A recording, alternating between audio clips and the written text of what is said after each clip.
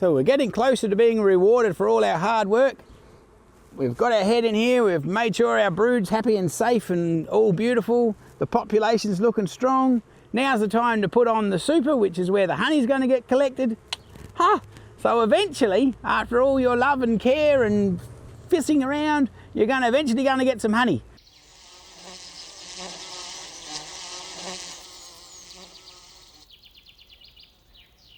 This is the same principle if you've got a flow hive. You're going to put the flow frames on at about this stage.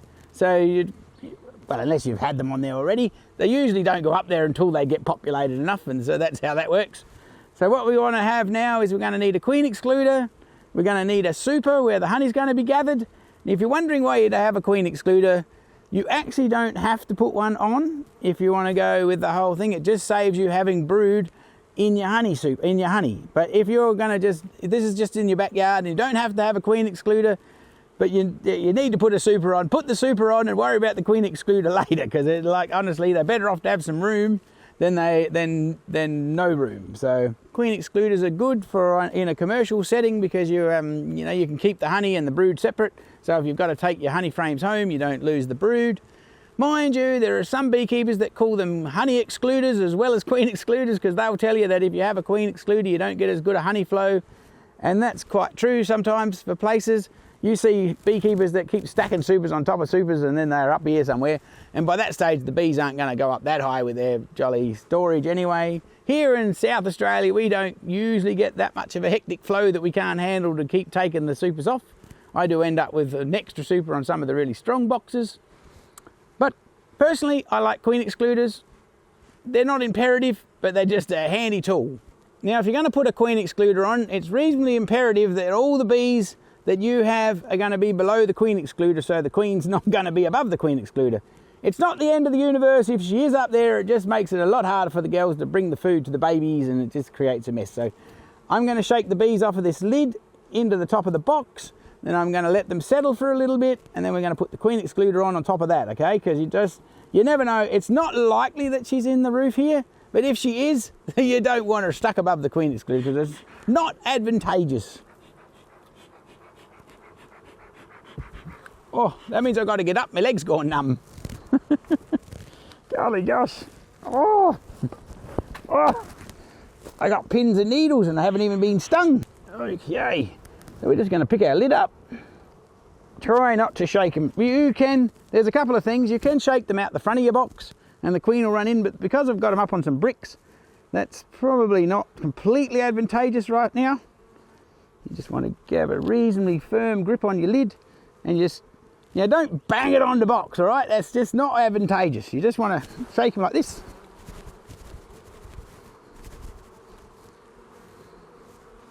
And then just tap them out the front. Sit that back over there for a second. And just give them a little bit of smoke so they'll calm down. Chase them down into the frames. Don't go and grab your queen excluder and slap it straight on there and crush everybody, because this is the workforce, by the way. Not only are you trying to be nice and you don't want to do any damage, but this is the labourers. So this is all everybody you can keep alive. For as long as you can keep them alive, the better.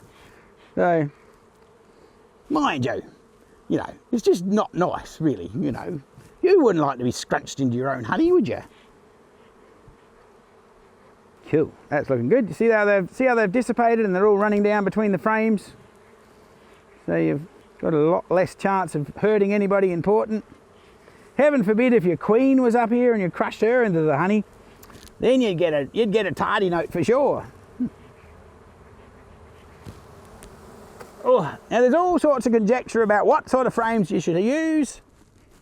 I happen to have some old queen excluders that I've renovated. I've hot wax dipped them and cleaned them up a little bit. They've got this funny bit of a wooden frame around the edge, which was, I don't know, something that always used to happen, but it doesn't happen much anymore. But I'm just using them up and I can't find a new one. Generally the new queen excluders have just got a nice little silver metal edge. Well, hell, there's millions of different sorts. You can get the plastic ones and they're fine. You've only got a few in your backyard. The only thing with the plastic is it'll fall in the middle, and so you end up with not the right amount of bee space in this part. So with the metal ones, it's kind of good because it keeps them level and they stay off with the frames, and the bees don't kind of get stuck. But having said that, I've got plenty of plastic ones that work just fine.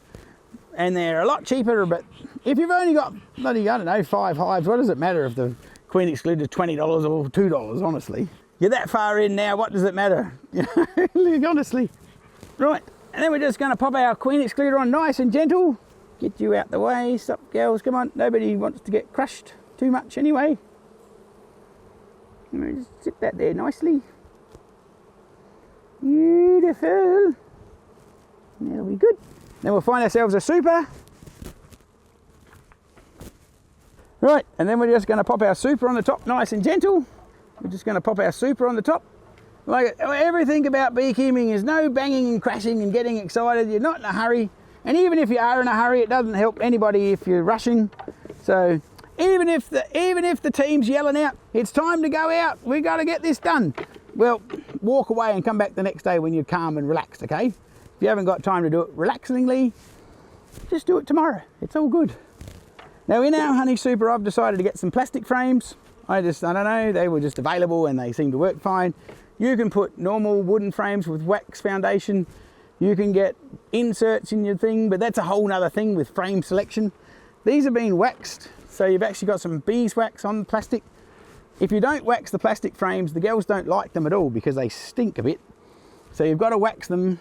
Although, having said that, I've had plenty of people say that up there where there's a massive hectic honey flow and they put frames in and they don't have to worry. But if you're putting a whole super of new frames, it's advantageous to have them waxed. Because this is the payoff, this part. Having said that, if you don't have an extractor, it's probably advantageous to use the other, although you can scrape it off here anyway. So you can get the honey out even if you haven't got a honey extractor. So if you're only getting started, don't have to get excited and go out and buy a $20,000 honey extractor. There is ways to get the honey from this box to your toast without getting too excited.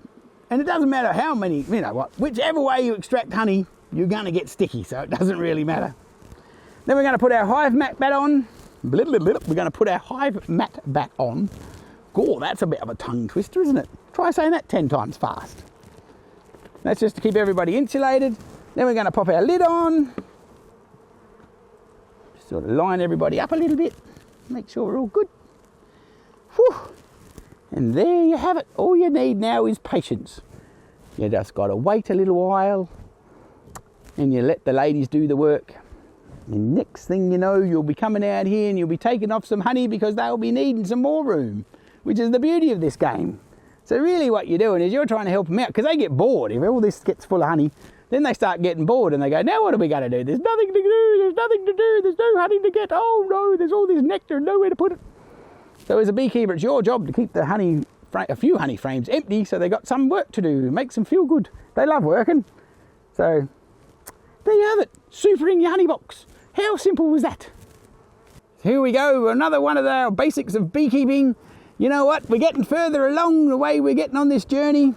Getting the honey super on is a blooming exciting moment, but it's still a little ways away before there's honey on the toast. But you know what? That's what beekeeping's all about. It's about being calm, taking your time, a bit of patience, heck, and you get to know how come Mother Nature just takes a little while to make all these things happen. It's a bit like, you know, with this show itself, it's taken a little while to make it all happen. And one of the main reasons it's happening is because of you Patreon people out there and other people that are supporting us. But, you know, a big shout out to you guys that are sending us some money and, you know, some people transfer money in a bank account, which is amazing. I still can't believe it, but I love it and I don't know how else the show would operate without you all.